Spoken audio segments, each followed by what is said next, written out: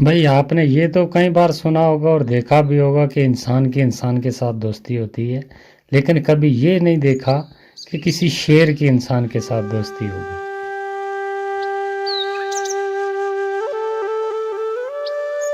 राजू जंगल में लकड़ियां काटने हर रोज जाया करता था।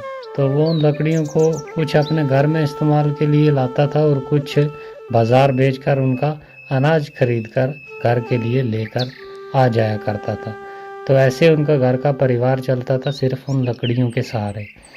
तो एक दिन वो गया, उसे लकड़ी ना मिली कहीं, और एक झाड़ी में जब उसने कुल्हाड़ी मारी तो वहाँ शेर बैठा हुआ था और शेर की कुल्हाड़ी सीधी लग गई जाके। और जैसे कुल्हाड़ी लग गई, राजू को पता लग गया कि शेर की कुल्हाड़ी लग गई, और उसने डर के मारे जल्दी बोला, अरे दोस्त, गलती हो गई मेरे से, मैंने जानबूझ के कुल्हाड़ी नहीं मारी, मैं तो लकड़ियां काट रहा था लेकिन कुल्हाड़ी लग गई दोस्त, मैं क्षमा चाहता हूँ। आगे से शेर ने देखकर कहा, अरे मैं तो तुम्हें अभी के अभी खा जाता, लेकिन चल तूने मुझे दोस्त बोल दिया है तो दोस्त को मैं कभी नुकसान नहीं पहुंचाता। आज से तू मेरा दोस्त है, तो जाओ जंगल से लकड़ियां काट कर ले जाओ, बेफिक्र रहो, मैं तुम्हें कोई नुकसान नहीं पहुंचाऊंगा। मैं बाकी जानवरों को भी बोल दूंगा कि तुम्हें कोई नुकसान नहीं पहुंचाएगा। तुम आराम से हर रोज़ की तरह आओ और जंगल से लकड़ियां काट कर ले जाओ। और इसी बात पे उन दोनों की दोस्ती हो गई, गहरी दोस्ती हो गई। तो वो हर रोज़ जंगल में जाता और लकड़ियां काट कर लेकर आ जाया करता था। तो उसे बाकी किसी जानवर का खतरा भी नहीं रहा, क्योंकि सीधी डायरेक्ट जंगल के बादशाह से दोस्ती हो गई। तो फिर डर किस बात का।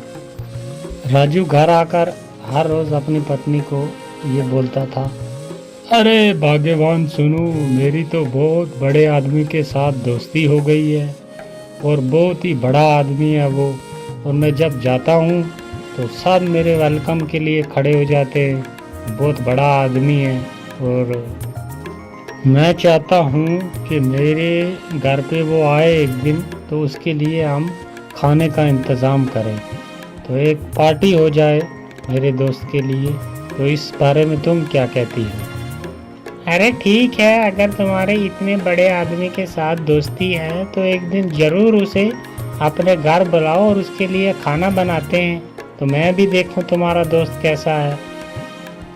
ये बात बोलकर राजू जंगल में लकड़ियाँ काटने के लिए चला गया, और जाकर उसने लकड़ियाँ काटी। और जब शेर मिला तो उसे कहा, दोस्त, मैंने तुम्हारे लिए घर पे एक दिन खाने का इंतज़ाम किया है, तो मैं चाहता हूँ और मेरा परिवार भी चाहता है कि तुम एक दिन हमारे घर आओ।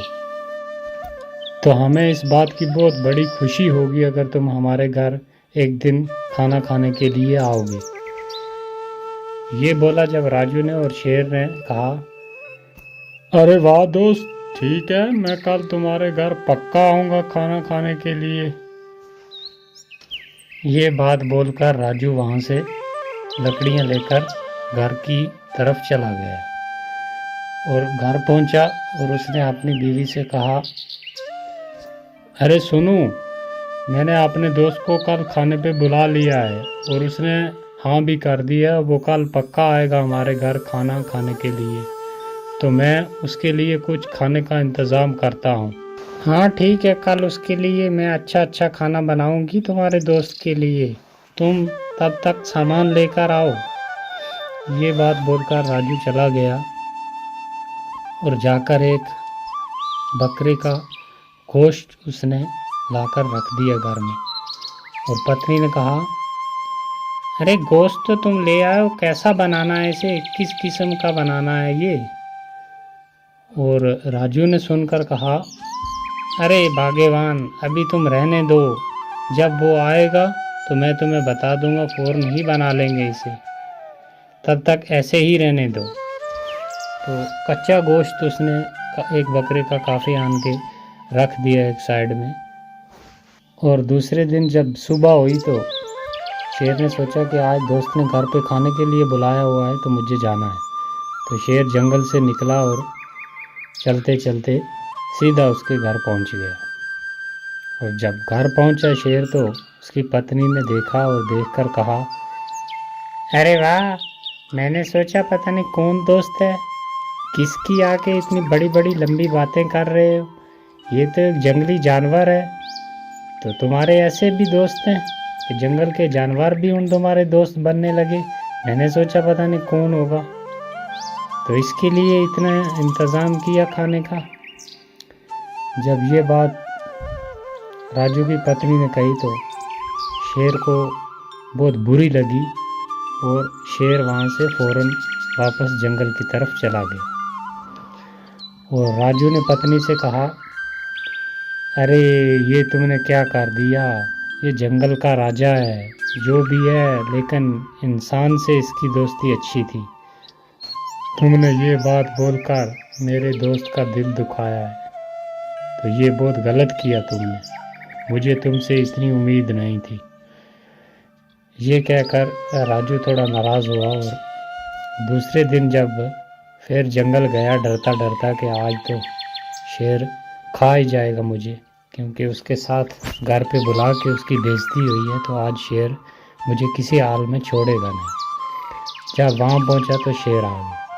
शेर ने कहा, दोस्त कुल्हाड़ी उठाओ और जोर के साथ मुझे एक मार दो, जल्दी करो। राजू कहता है, अरे नहीं नहीं दोस्त, मैं ऐसे कैसे कर सकता हूँ, ये मैं नहीं कर सकता, और जो तुम्हारे साथ कल हुआ उसके लिए मैं माफ़ी चाहता हूँ, तो मुझे माफ़ कर दे। तो शेर ने कहा, मैंने जो बोला है वो जल्दी जल्दी कर दे, कुल्हाड़ी उठा और मुझे एक जोर के साथ मार दे, वरना मैं शेर हूँ, तुझे मनवा ही लूँगा मैं, तो इसलिए जल्दी कर, मुझे एक कुल्हाड़ी मार।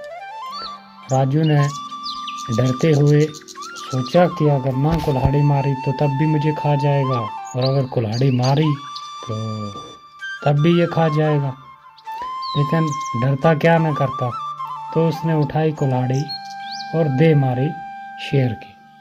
काफ़ी डूंगा ज़ख्म हो गया शेर के, लहू निकल आया, और शेर ने कहा, जा दोस्त, तुझे डरने की कोई ज़रूरत नहीं है, तू जैसे पहले जंगल में आया करता था वैसे ही आज भी आकर लकड़ियाँ काट और लेकर अपना ज़िंदगी का गुजारा कर, तुम्हें कोई नुकसान नहीं करेगा, ना मैं और ना बाकी जानवर, जाओ।